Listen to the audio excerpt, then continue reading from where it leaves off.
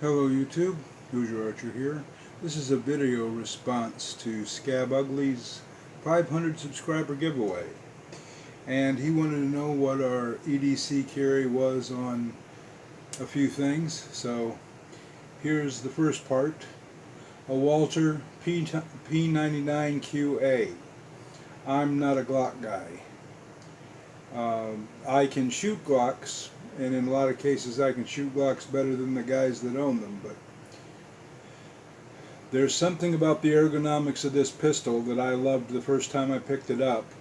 And the gun shop that I bought this from on consignment, and I was allowed to go to the pistol range and shoot this.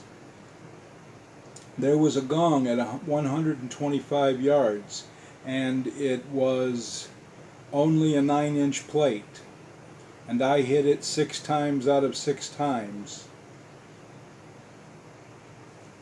offhand in a modified Weaver.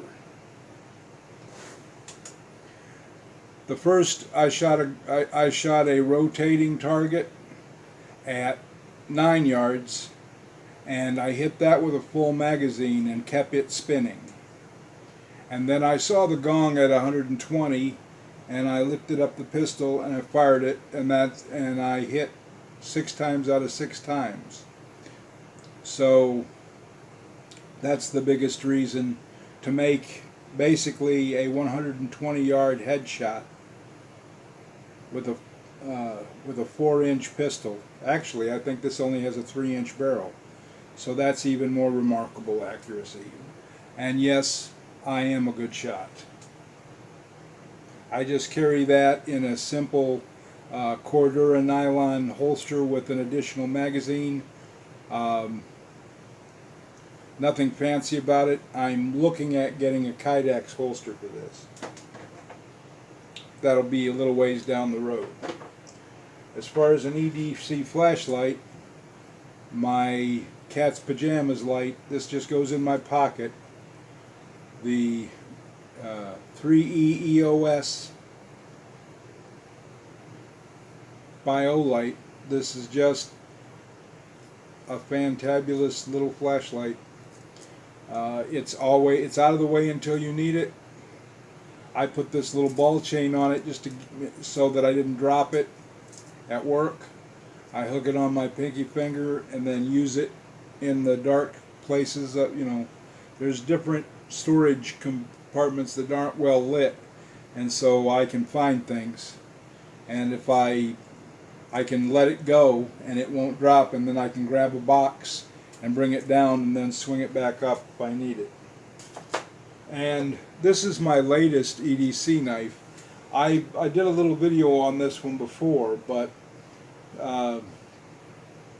this is the Kershaw 3/4 ton, and you can pay a lot more money for an EDC knife than this and still not get.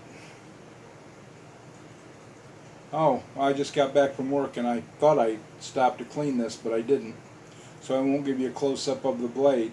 I had to cut some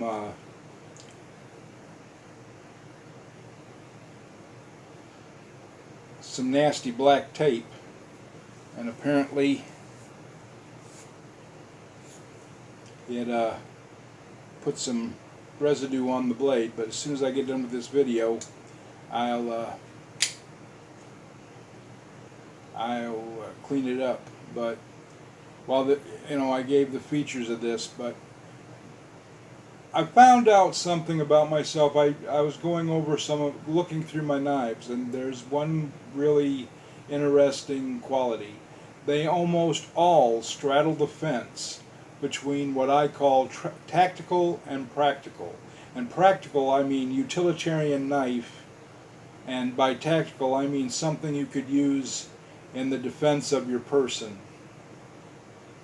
And while this will do every job that I needed to do at work, and actually had been in bushcraft. This has got a 90-degree spine. It will strike a ferro rod. It takes and holds an edge well, and it will make an excellent feather stick. It does have some hot spots because of this belt clip, but nothing overly major. I have made a very large feather stick with this knife and did not really have a sore spot. I had a tender spot. That's a little bit different than a sore spot. And if I was in a knockdown drag out, and I realized if I didn't go for my knife, this guy would choke me out or something. This might not be the biggest knife, but this would do enough that he would let go of me and try to get away. So it would work in the defense of my person if I had to use it that way. That is not the intention of this knife in any way, shape, or form, really, but it absolutely, positively could do it.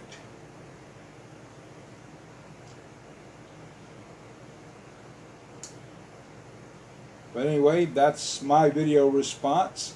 I was your 497th subscriber, so you only need to get 3 more. God bless, happy trails, and watch your top knot.